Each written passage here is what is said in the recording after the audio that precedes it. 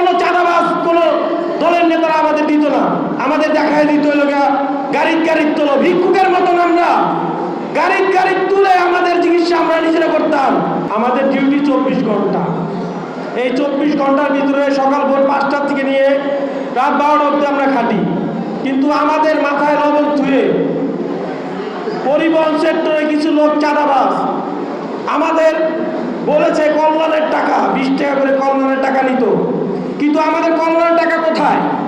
আমাদের একটা শ্রমিক অ্যাক্সিডেন্ট হলে 1 টাকা কোনো মালিক কিংবা কোনো চাঁদাবাজ কোনো দলের নেতারা আমাদের দিত না। আমাদের দেখায় দিত গাড়ি তোলো, ভিক্ষুকের মতন আমরা গাড়ি তুলে আমাদের চিকিৎসা আমরা নিজেরা করতাম। এখন সেই স্বৈরাচার সরকারের লোকজনরা চলে গিয়েছে, আবার নতুন মুখ আসতে চাইতেছে। তারা চাঁদা কাটবে, জিবি কাটবে, ভবিষ্যতে তারা চিন্তা ভাবনা করছে চাঁদা কাটবে, জিবি কাটবে। কিন্তু আমাদের শ্রমিকের উদ্যোগে কেউ কোনো কথাবার্তা বলতে চায় না, বিগত দিনও চায় নাই, সামনে কেউ চাবে না। তারা চায় তাদের চাঁদাবাজি কইরা তারা নিজেরা বিল্ডিং করবো, বাড়ি ঘর করবো। কিন্তু আমাদের কোনো লেখাপড়ার কোনো নাই, ছেলে মেয়েদের আমাদের পরিবহন শ্রমিকের কোনো জায়গায় কোনো অবস্থান নাই। এখন আমরা শ্রমিক যারা আছেন তারা একসাথে হয়ে বিভিন্ন লোকগুলোর ভাইয়ের হাত ধরে আমাদের অবস্থান আমাদের নিজের তৈরি করতে হবে।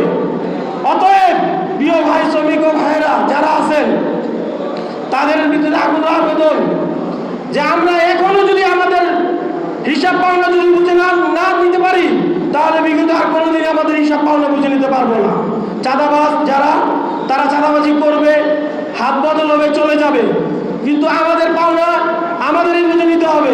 তাই আমাদের শ্রমিক ভাই যারা আছেন তাদের প্রতি বিগত আবেদন আমরা সব এক হয়ে বিভিন্ন রকমের হাত ধরে মালিক শ্রমিক ঐক্য করে চাই এই চাঁদাবাজের কালো হাত ভেঙে দিতে। চাঁদাবাজের কালো হাত ভেঙে দিয়ে আমাদের পরিবহন শ্রমিক যারা আছেন, সিএনজি শ্রমিক যারা আছেন, তারা সব একত্রিত হয়ে এই পরিবহন চাঁদাবাজি সিন্ডিকেট আমরা ভাঙতে চাই। যাদের রাজপথে আত্মত্যাগের বিনিময়ে এবং কঠিন হামলা মামলা নির্যাতনের রাজপথে নির্যাতনের মাধ্যমে আমরা কোটা সংস্কারের মাধ্যমে আজ এই দেশকে সংস্কার করার পথ উন্মোচিত হয়েছে। আজ শ্রমিক মালিক ভাইদের উদ্দেশ্য করে এই জনসভা থেকে বলতে চাই, আপনারা যে ফ্যাসিবাদী শাসন ব্যবস্থা ও ভারতের আগ্রাসনের ব্যবস্থা থেকে জাতিকে মুক্ত করেছেন, বিশাল একটি জয় অর্জন করেছেন। আমি আশা করি আপনারা বাংলার প্রত্যেকটি স্টেশনের রোডে ঐক্যবদ্ধ থেকে আপনারা যেই টাকা চাঁদাবাজদেরকে দিতেন সেই টাকা তাদের বেতন শ্রমিকদের বেতন বৃদ্ধি করে তাদেরকে দিবেন, তারাই আপনাদেরকে সুব্যবস্থা করে দেবে।